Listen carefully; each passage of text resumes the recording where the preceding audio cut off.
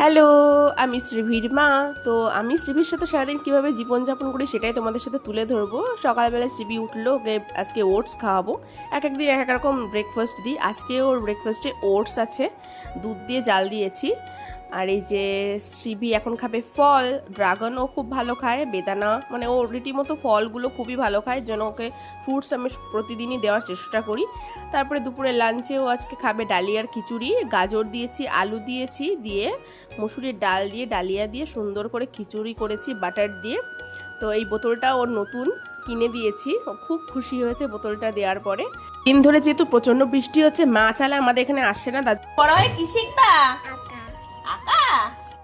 মা চালা আসছে না বৃষ্টির জন্য, তার জন্য দুপুরবেলা ডাল আর আলু ভাজা করেছিল, প্লেন, মাছ ছিল না। আর রাতে ফ্রাইড রাইস করেছিল, সবজিগুলো বাড়িতে ছিল। আর বৌদি যেহেতু চিকেন খায় না, তার জন্য ডিম কষা করেছিল। আর রাতে শ্রীভির খাওয়া হচ্ছে খই, দুধ আর কলা।